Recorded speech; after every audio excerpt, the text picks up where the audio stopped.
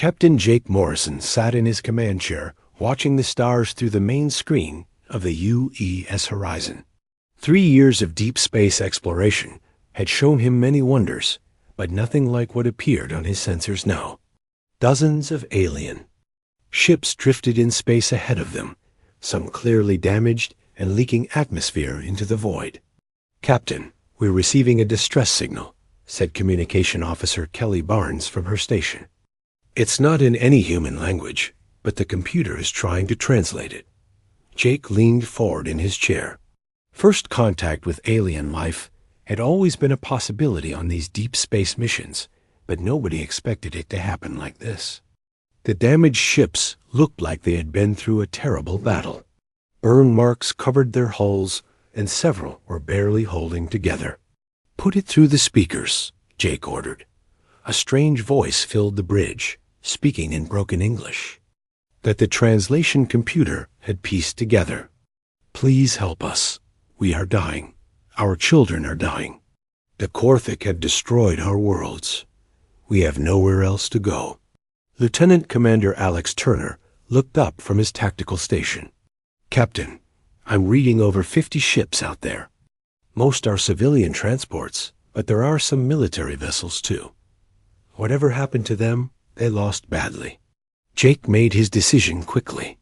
"Signal them that we're approaching to offer assistance. Kelly, get me Ambassador Rodriguez on the communication channel." Elena Rodriguez appeared on the screen from her quarters within minutes. She had been chosen for this mission specifically because of her experience with diplomatic situations. If humanity was about to meet its first alien species, they needed someone who could handle the politics. "Captain, this is exactly what we trained for," Elena said. "But we need to be careful. We don't know anything about these aliens or who they're running from." The alien ships began moving toward the horizon as Jake gave orders to his crew. Dr. Amanda Clark prepared the medical bay for possible alien patients, while Chief Engineer Ryan Foster made sure their shields were ready, just in case this was some kind of trap. 3 hours later, Jake found himself standing in the main cargo bay, face to face with the first alien he had ever seen. The creature called itself Zexthara and stood almost 7 feet tall on 4 legs. Its skin was a deep blue color, and its eyes were larger than human eyes. When it spoke, its voice was soft and musical. "Captain Morrison, we are grateful beyond words that you stopped to help us," Zexthara said through the translation device. "I am the leader of what remains of the Velari Coalition. We have been fleeing the Korthik Empire for many months now." Elena stepped forward. "We're sorry to hear about your losses. Can you tell us what happened to your people?" Zexthara's large eyes seemed to fill with sadness. "The Korthik are a military empire that conquers worlds and enslaves populations. They attacked our colonies without warning and destroyed everything we had built over thousands of years. We are traders and explorers, not warriors. We had no way to fight back against their war machines." Jake watched as Zexthara activated a holographic projector. Images appeared in the air, showing beautiful alien cities being destroyed by massive ships. Families of Velari running for their lives as explosions tore apart their homes. Children crying as their parents were killed by strange alien soldiers in dark armor. "This is what the Korthik do to peaceful species," Zexthara continued. "They take everything and leave nothing behind. Now they hunt us through space to finish what they started."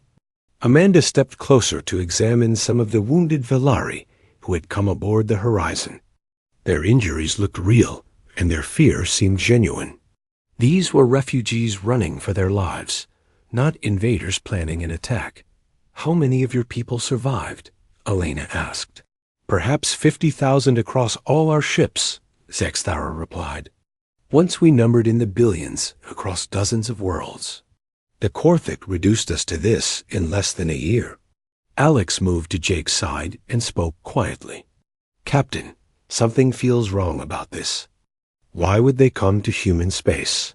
How did they even know we existed? Jake nodded, but kept his expression neutral. We'll discuss this later, Commander. Zexthara seemed to sense their caution. Captain Morrison, we know you must have questions about why we came here. The truth is that other species in this part of the galaxy have spoken of humans. They say you are brave and honorable. We hoped you might offer us sanctuary until we can find a new home. What other species? Elena asked. Quickly, the Aldari Federation has trading posts not far from your space. They told us that humans value freedom and help those in need. We have nowhere else to turn. Jake looked at his crew. This was the biggest decision any human had ever made. These aliens were asking for help against an enemy that sounded incredibly dangerous. If humanity got involved, they might be making enemies of this Korthic empire. But looking at the holographic images of destroyed cities and the wounded aliens in his cargo bay, Jake found it hard to turn them away. These were people running for their lives from what seemed like genocidal killers. Ambassador Rodriguez, I think we need to contact Earth immediately, Jake said.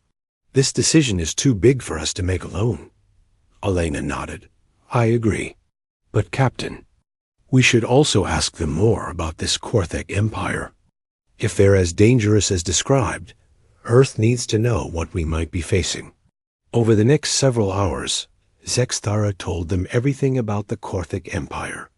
They were an ancient military civilization that had been conquering the galaxy for thousands of years. Their ships were the size of cities, and their weapons could destroy planets. They never negotiated and never showed mercy to the species they conquered. The worst part is that they're moving in this direction, Zexthara explained. Once they finish hunting down the last of my people, they will continue expanding their territory. Your human space lies directly in their path. Jake felt a chill run down his spine. Are you saying they would attack humanity, even if we don't help you? Eventually, yes. The Korthic see all other species as either slaves or obstacles to be removed. But if we work together, we might have a chance to stop them before they grow too strong in this region. A message from Earth came back 18 hours later.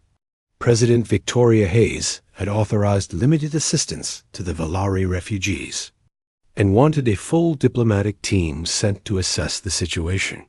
More importantly, she had agreed to establish a joint command center on the border world of New Austin to coordinate with the Velari military forces. General Patrick Collins would be leading the military cooperation efforts. Jake knew Collins by reputation as one of Earth's best strategic minds. If anyone could figure out how to fight this Korthic empire, it would be him. As the Horizon escorted the Velari fleet toward New Austin, Jake watched Zexthara talking with Elena about their shared hopes for the future. The alien leaders spoke of rebuilding Velari civilization and living in peace with humanity as allies and friends. But Alex, Turner's concerns still bothered Jake. Something about this whole situation felt too convenient. How had the Velari known exactly where to find human space? Why had they come straight to them instead of seeking help from the other species they mentioned? Jake decided to keep those questions to himself for now. The refugees needed help, and the threat of the Korthic Empire seemed real enough. Humanity was about to enter galactic politics, whether they wanted to or not. What Jake didn't know was that everything Zexthara had told them was a carefully constructed lie. The Velari were not peaceful refugees, but aggressive conquerors who had been attacking Korthic colonies for decades. They had sought out humanity specifically because they needed a powerful ally who didn't know the truth about their war. The trap was already closing around the human race. 3 months had passed since the Velari refugees arrived at New Austin, and the Joint Command Center was working around the clock. General Patrick Collins stood before a massive holographic display showing ship movements across the sector, while Velari military advisors pointed out strategic positions. The alliance between humans and Velari seemed to be growing stronger each day. Admiral Lisa Campbell received the first reports just after dawn on a Tuesday morning. Her scout ships had detected massive energy signatures moving toward the Centauri sector at incredible speed. The readings were unlike anything human sensors had ever recorded before. "General Collins, you need to see this immediately," Lisa said as she burst into the command center. "The Korthic Empire has arrived." The holographic display changed to show the incoming fleet. Even the Valari advisors seemed shocked by what they saw. Hundreds of ships the size of small moons were moving in perfect formation toward human space. Their hulls were black as night and covered with weapon emplacements that glowed with deadly energy. Sexthera moved closer to the display with obvious fear in its large eyes. "They are even more powerful than when they attacked our worlds." The Korthak must have been building new ships while hunting our survivors. Captain Danny Wright was called in from patrol duty aboard the UES Defiance to lead the defense planning. His ship was one of the newest in the human fleet and had been equipped with some experimental weapons based on Valari technology. If anyone could stand against these massive alien warships, it would be Danny and his crew. "How long do we have before they reach our territory?" General Collins asked. "At their current speed, maybe 2 weeks," Lisa replied. "But sir, I don't think we can fight ships that size with conventional weapons. Some of those vessels are larger than our space stations." Zexthara stepped forward with what seemed like desperate hope. "General Collins, there might be a way to stop them before they can bring their full strength against your worlds. Our intelligence sources have located a critical Korthic supply depot in the Rigel system." The alien activated its own holographic projector showing detailed images of a large space station surrounded by cargo ships. The station was massive and seemed to be heavily defended, but nothing like the size of the main Korthic fleet. "This depot supplies fuel and ammunition to their entire invasion force," Sextara continued. "If we could destroy it, the Korthic would have to fall back to their own territory to resupply. That would give us months to prepare better defenses." Danny studied the tactical display carefully. "It looks heavily defended, but not impossible to attack. If we used a combined force of human and Valari ships, we might be able to punch through their defenses." General Collins looked at the intelligence reports. Everything seemed to check out, and the plan made strategic sense. Cutting off the enemy supply line was basic military doctrine, but something about the timing bothered him. "Zexthara, how did your people get this intelligence? I thought the Korthic had destroyed most of your military forces. We still have a few deep cover agents operating behind their lines," the alien replied quickly. "They managed to get this information to us just yesterday. The depot is only lightly defended because the Korthic don't expect anyone to attack this far into their territory." Admiral Campbell nodded slowly.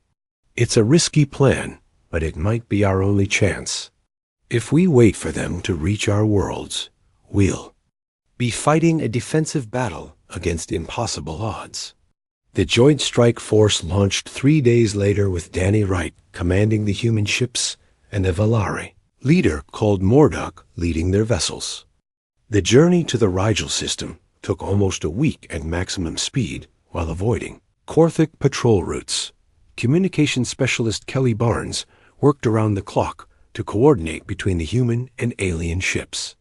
The Valari had provided detailed battle plans and seemed eager to finally strike back at their enemies. Their enthusiasm helped boost morale among the human crews, who were nervous about their first real battle with alien forces.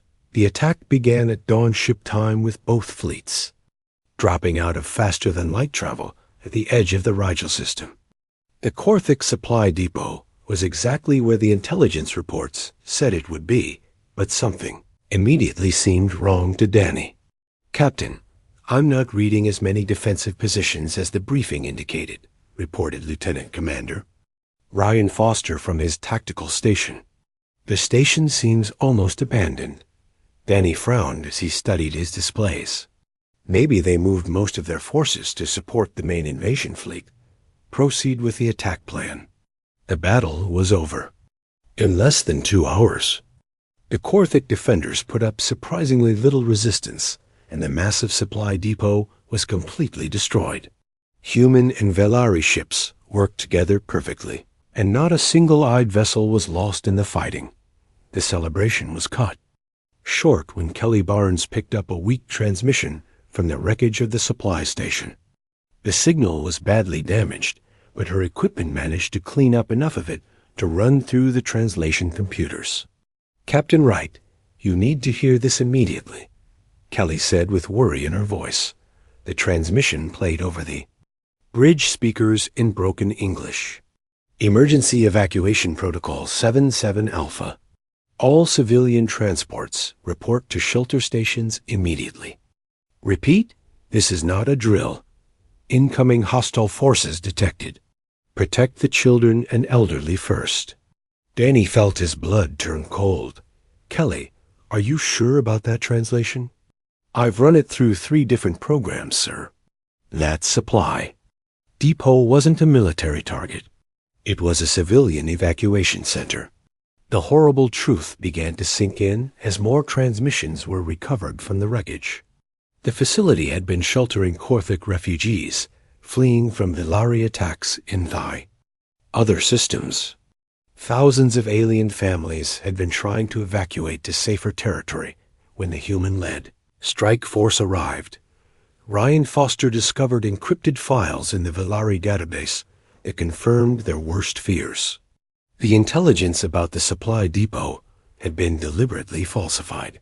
The Velari had known exactly what the target really was and had manipulated humanity into destroying innocent civilians. When Danny confronted Mordock about the deception, the alien leader didn't even try to deny it. "Captain Wright, you humans are so predictable. You see images of destroyed cities and crying children and immediately want to help. It made you perfect tools for our purposes." "Tools?" Danny asked in shock. "The Korthik Empire has been expanding for thousands of years, but they were never truly cruel until we began our war against them. Every species we fight becomes more brutal and militaristic. Now the galaxy will see humans as the aggressors who attack refugee centers. The Korthik will have no choice but to destroy your entire civilization in response." The truth was even worse than Danny had imagined. The Velari weren't refugees at all, but the original aggressors in their conflict with the Korthik Empire. They had been using the same manipulation tactics on other species throughout the galaxy, turning peaceful civilizations into weapons against their enemies. "Why did you choose humanity?" Danny demanded. Mordock's expression showed something like satisfaction. "Because your species has a reputation for being excellent fighters, but also having strong moral codes. We knew you would fight fiercely to protect what you believed were innocent victims. And when the truth came out, your guilt would make you fight even harder." The Korthik Empire's response came within hours. Admiral Campbell received the transmission at the Joint Command Center on New Austin as Danny's fleet was racing back toward human space.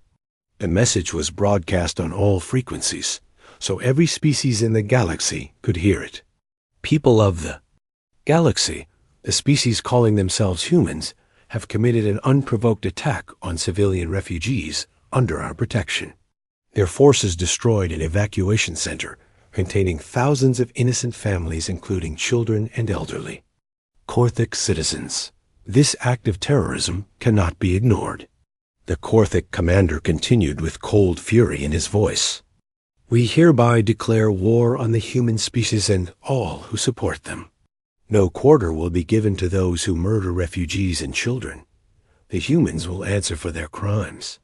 Within days, other alien species began choosing sides. The Aldari Federation announced they were joining the Korthik Empire in their war against humanity. The Centauri Alliance and the Sphere Worlds quickly followed. Even species that had never heard of humans before declared them to be dangerous criminals who threatened galactic peace. General Collins watched the political situation collapse as reports came in from across known space. Humanity had been branded as the aggressors in a galactic conflict they barely understood. The Valeri had vanished completely, leaving behind only empty ships and forged intelligence reports. President Victoria Hayes called an emergency session of the United Nations and colonial governments. The evidence of Valari deception was clear, but no other species was willing to listen to human explanations. The galaxy had made up its mind about what humans were and what they deserved. Ladies and gentlemen, we are now at war with most of the known galaxy, the president announced to the assembled leaders. We were manipulated into this situation, but that no longer matters. What matters now is survival. Admiral Campbell looked at the tactical displays showing massive alien fleets converging on human space from every direction. Captain Nina Torres watched her sensor displays with growing alarm as another alien fleet appeared at the edge of the Kepler system. This was the fifth different species to join the Galactic Coalition against humanity in just 2 weeks. The Alderi. Federation ships were followed by vessels from the Centauri Alliance, and even the mysterious Sphere Worlds had sent their strange crystalline warships to hunt humans. Captain, we're receiving another broadcast from the Coalition fleet, reported Communications Officer Ben Carter from his station aboard the UES Defender. They're demanding our immediate surrender and offering to spare civilian populations if we comply. Nina knew it was a lie. The intelligence reports from other human colonies painted a clear picture of what surrender meant. The aliens weren't interested in taking prisoners or protecting human civilians. They wanted humanity completely eliminated. As a threat to galactic peace, General Peter Walsh had taken over military command from Patrick Collins after the Joint Command Center on New Austin was destroyed by Corthic bombers. Peter was known throughout the military as a defensive specialist who had studied every major battle in human history. If anyone could figure out how to survive against impossible odds, it would be him. All ships, maintain formation and prepare for engagement, Nina ordered as the alien fleet began moving toward their position. Remember, we're not just fighting for ourselves. We're fighting for every human colony in this sector. The battle that followed would later be remembered as humanity's first real victory against the Galactic Coalition. The aliens expected human ships to fight like the Valari had described, using conventional tactics and predictable strategies. Instead, they encountered something completely different. Commander Steve Phillips had spent months studying the wreckage of Valari, ships and alien technology captured during previous battles. His engineering teams had developed new weapons and defensive systems that combined human innovation with alien science in ways nobody had thought possible. Enemy fleet is closing to weapon range, reported Tactical Officer Julie Martin. There. Formation suggests they expect us to meet them head-on like the Corthic military doctrine describes. Nina smiled grimly. Then let's show them how humans really fight. All ships execute pattern Gamma 7. The human fleet suddenly scattered in all directions, like a school of fish avoiding a predator. Instead of forming a traditional battle line, each ship began moving independently while maintaining communication through encrypted channels. The aliens had never seen anything like it. Captain Rachel Green commanded the mining vessel UES Prospector, which had never been designed for combat. But Rachel had grown up in the asteroid belt mining operations and knew how to use industrial equipment in ways the manufacturers never intended. Her ship carried plasma cutters meant for breaking apart asteroids and gravity manipulators designed to move massive chunks of rock. Target their flagship with the mining array, Rachel ordered her crew. If these tools can cut through solid metal asteroids, they should work just fine on alien armor. The plasma cutters tore through the coalition. Flagship shields like they were made of paper. The massive Alderi vessel had been built to withstand conventional energy weapons, but its designers never considered industrial mining equipment being used as a weapon of war. Meanwhile, Major Carl Davis was leading a psychological warfare campaign. That was driving the alien crews to panic. Carl had studied every piece of intercepted alien communication and learned that most galactic species fought wars according to strict rules and traditions. They expected enemies to behave in predictable ways and follow established patterns. Human fighters were doing none of those things. They attacked from unexpected directions, used civilian ships as weapons platforms, and fought with a level of creativity that seemed insane to alien military minds. Even worse, humans showed no fear of death and kept fighting even when their ships were badly damaged. "Sir, the enemy fleet is breaking formation," reported Lieutenant Tim Foster from his reconnaissance ship.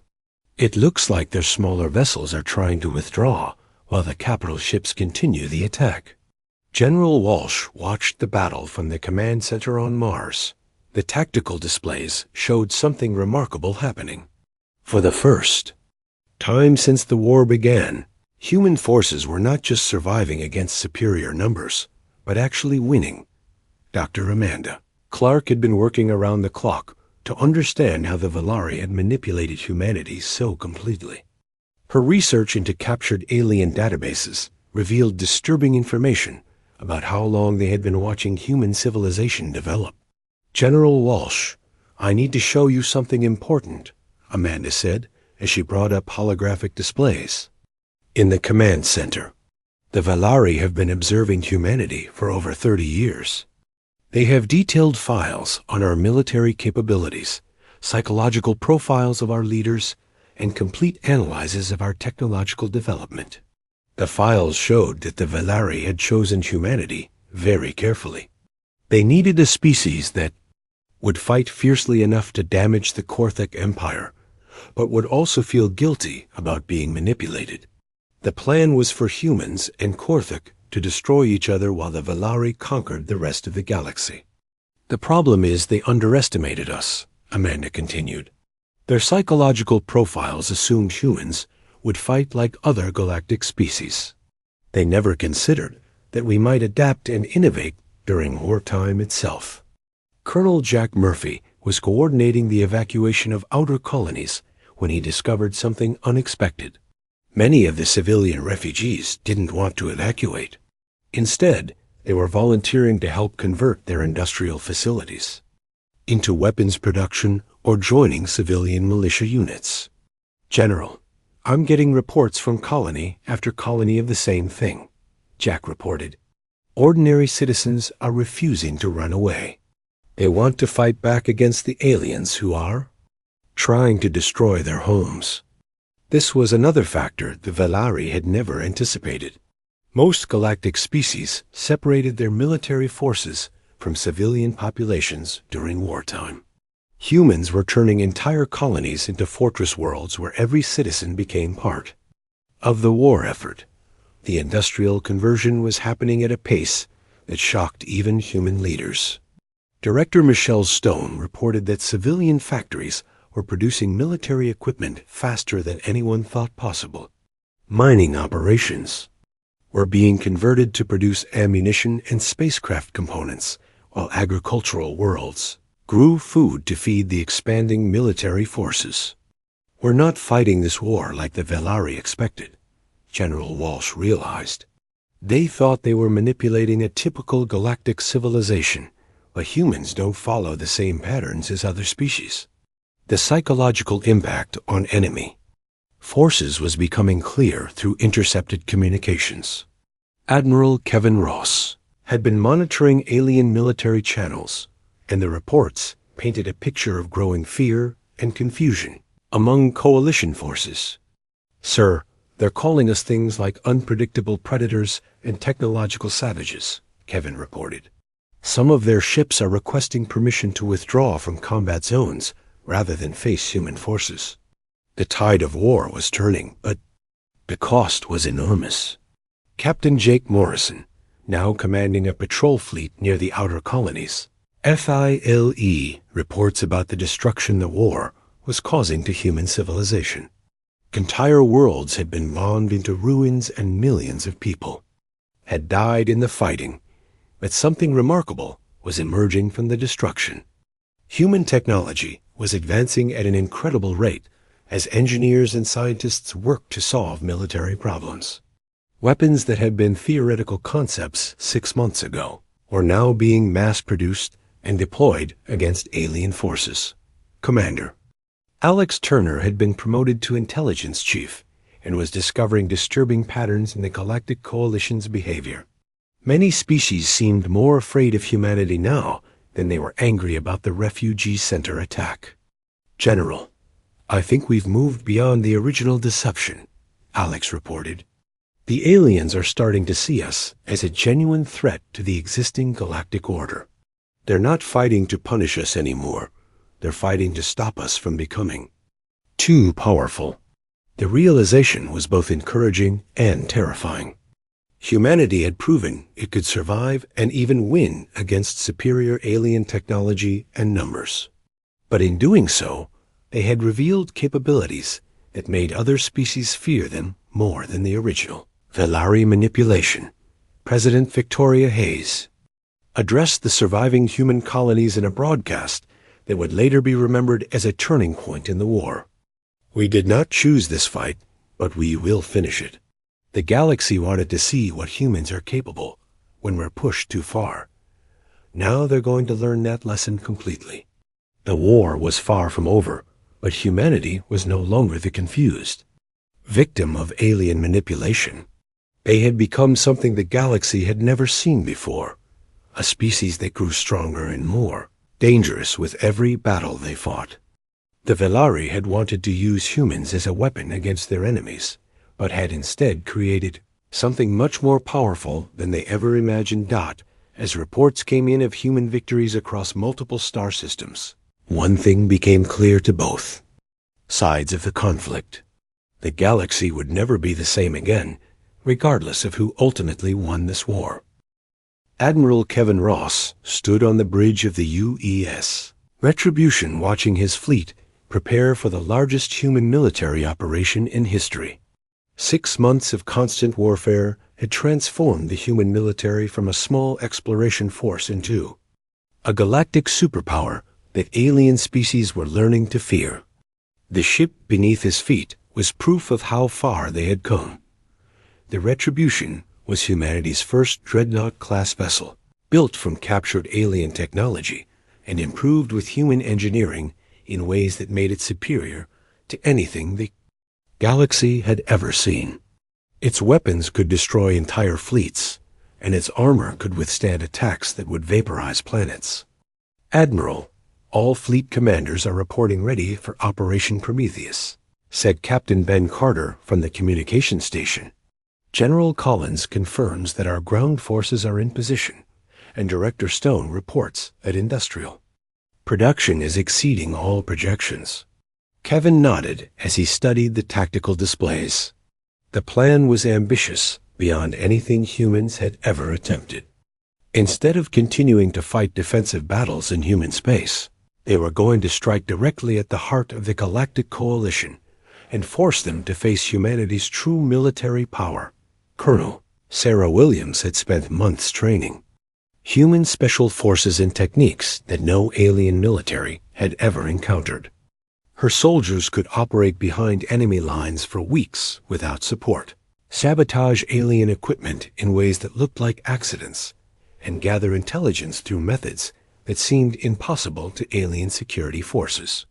The psychological profiles of our enemies show they're completely unprepared for asymmetric warfare, Sarah reported to the military council. Most galactic species fight according to ancient traditions and established rules. They have no defense against guerrilla tactics or unconventional operations. Captain Julie Martin was leading one of the deep strike missions that would soften enemy defenses before the main assault. Her ship, the UE Shadow, had been modified with stealth technology, reverse-engineered from captured Velari, equipment and improved with human innovations that made it nearly invisible to alien sensors. "Target confirmed, Admiral," Julie transmitted. "From behind enemy lines. The Althari Federation Command Center is exactly where our intelligence said it would be.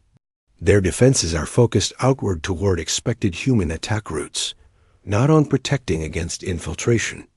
The genius of Operation Prometheus was that it attacked the Coalition's greatest weakness. The alien alliance was held together by politics and fear rather than genuine cooperation. Many species had joined the war against humanity, not because they truly believed humans were evil, but because they were afraid of being on the losing side. Director Michelle Stone had transformed human industrial capacity into something that amazed even the people running it. Entire asteroid belts were being converted into shipyards and weapons factories, while agricultural worlds produced not just food, but also the raw materials needed for advanced technology manufacturing. "Admiral Ross, I need to show you the latest production reports," Michelle said during the pre-battle briefing. "We're now building ships faster than the entire Galactic Coalition combined. Our manufacturing capacity has increased by over 3,000% since the war began." The numbers were staggering. Human space now contained more active shipyards than the rest of the galaxy combined. Civilian corporations had converted their operations to military production and were innovating at a pace that left alien observers struggling to understand how it was possible Dr. Amanda Clark had made another disturbing discovery while analyzing captured Velari databases. The manipulation of humanity was just the latest in a pattern of galactic conflicts that stretched back thousands of years, all orchestrated by Velari intelligence operations.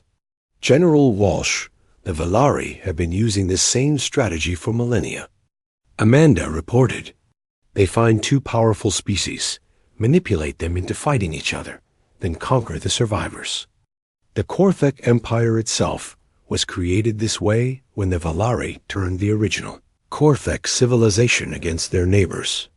This revelation changed everything about how humanity understood the war they were fighting. The Galactic Coalition wasn't just punishing them for attacking refugees, but was actually defending a political system that had been controlled by Velari manipulation for thousands of years." Ambassador Tony Garcia had been working to make contact with moderate factions within the coalition forces. His efforts finally succeeded when a group of Korthak military leaders agreed to a secret meeting on a neutral world at the edge of known space.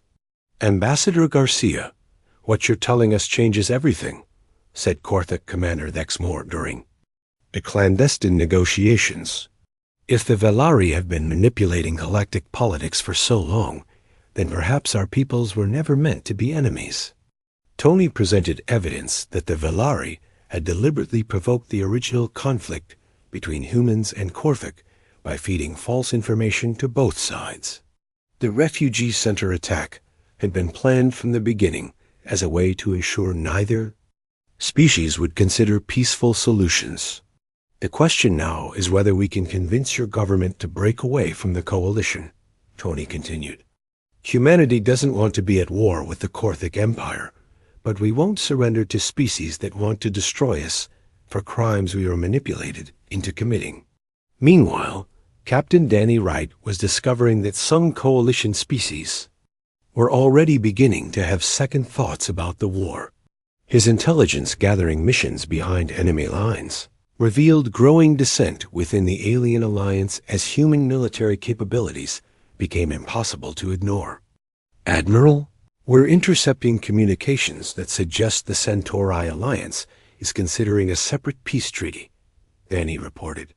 "Their military leaders are calling human forces unstoppable and questioning whether continued fighting serves their interests." The launch of Operation Prometheus came at dawn on a Tuesday morning when human fleets simultaneously attacked coalition positions across 12 different star systems. The coordination required for such a massive operation had never been attempted in galactic history, but human military planning had evolved to handle complexity that alien commanders couldn't match. Admiral Lisa Campbell led the assault on the Althery Federation's primary naval base, while General Peter Walsh coordinated ground invasions of 3 coalition worlds.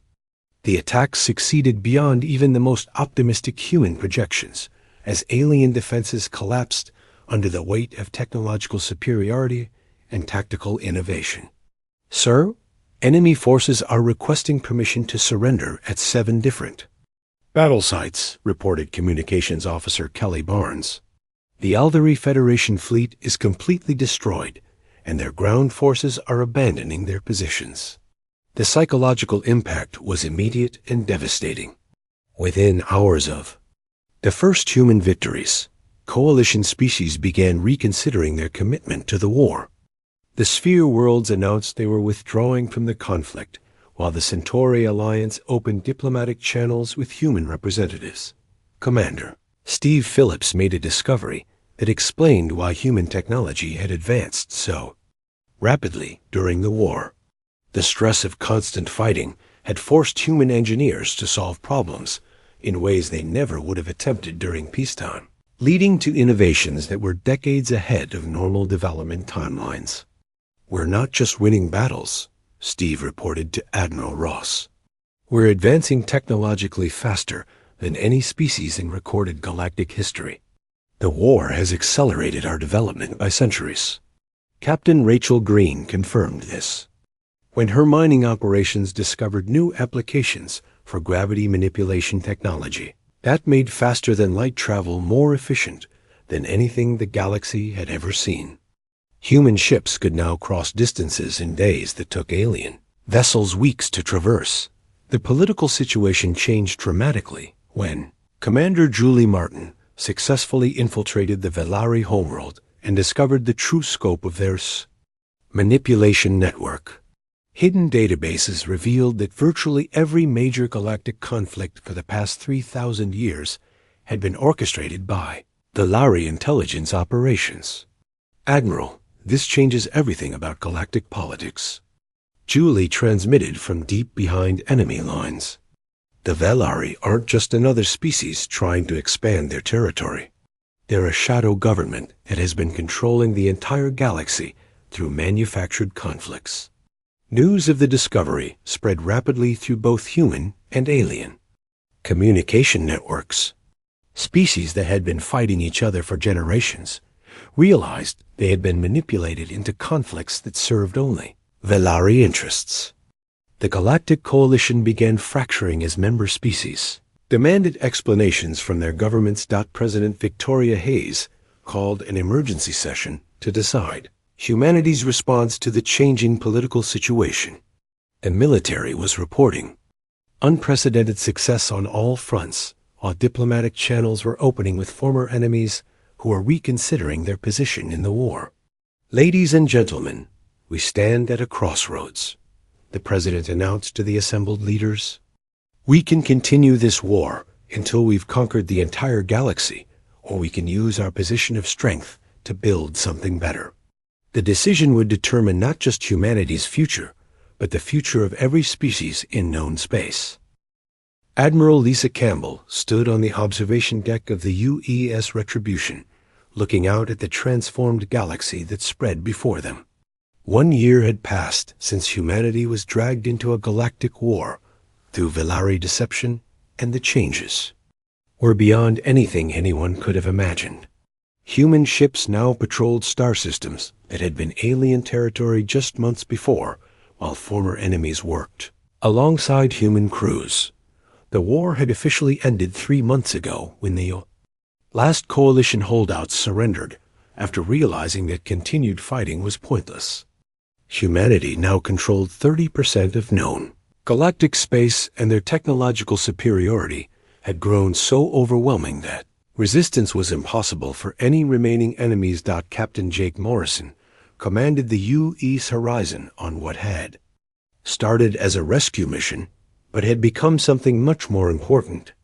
The Velari homeworld was dying as their former victims finally had the chance to seek revenge for thousands of years of manipulation and manufactured conflicts. "Captain, we're receiving distress signals from the surface," reported communications. Officer Kelly Barnes.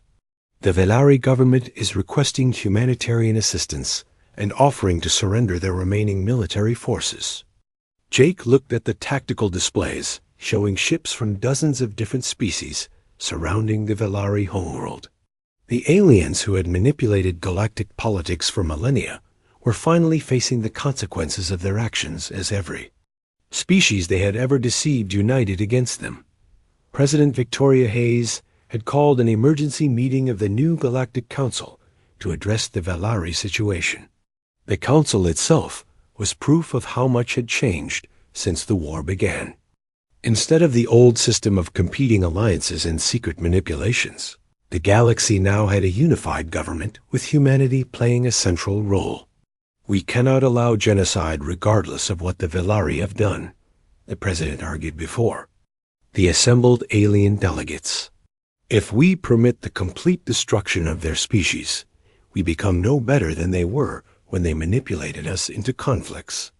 The decision to intervene was controversial, even among human leaders.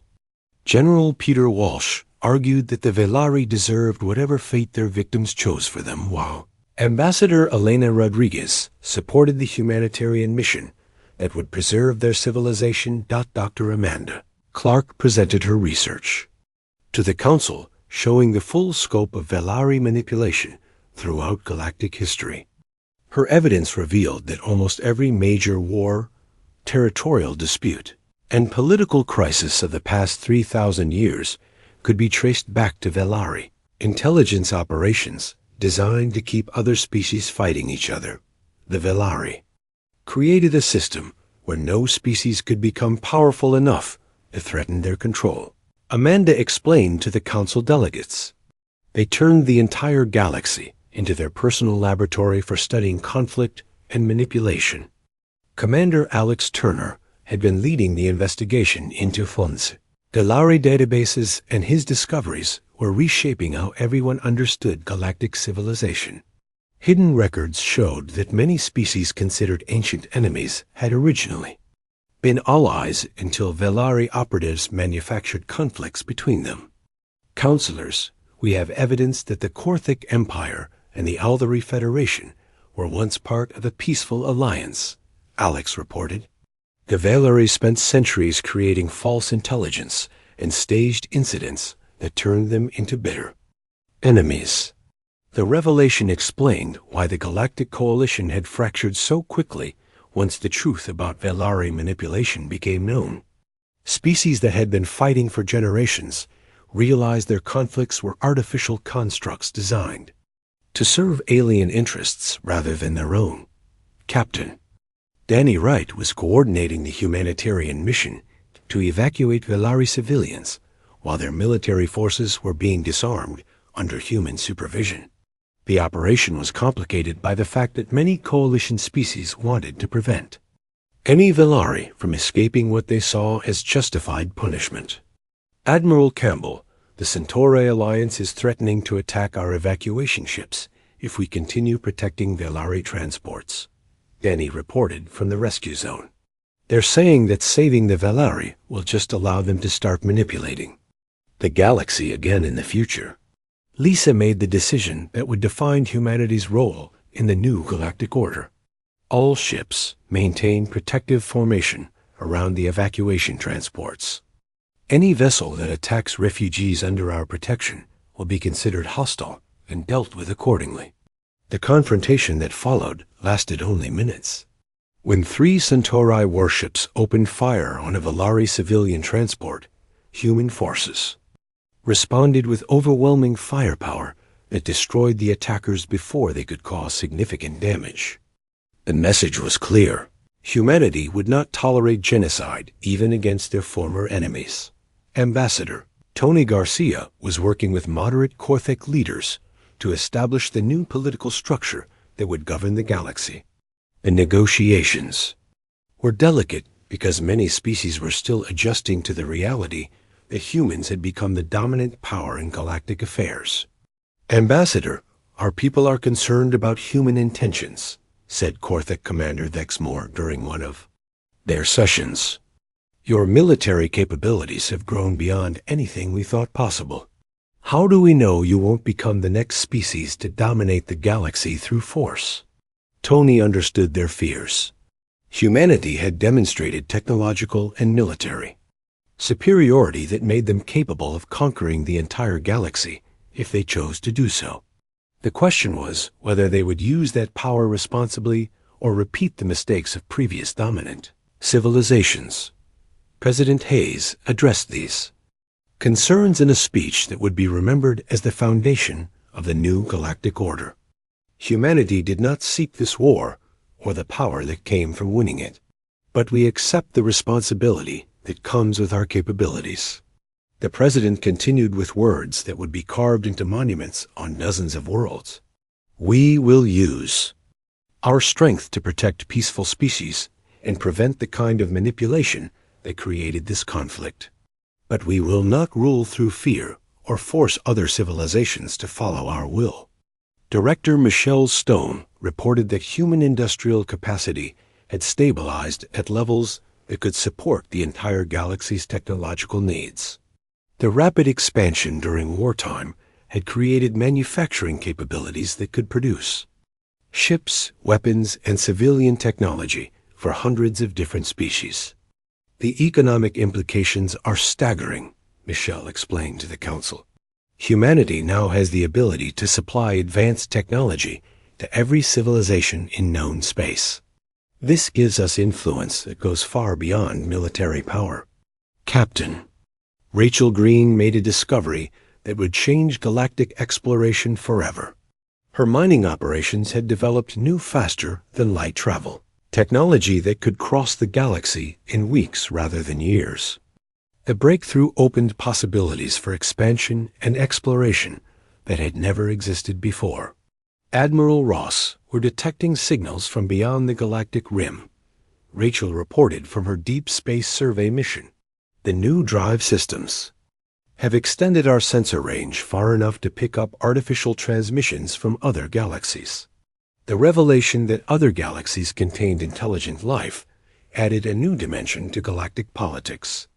Humanity's role as the dominant local power suddenly seemed less important when faced with the possibility of contact with civilizations from beyond their own. Galaxy. Captain Steve Phillips was leading the first joint human-alien exploration mission to investigate the mysterious signals.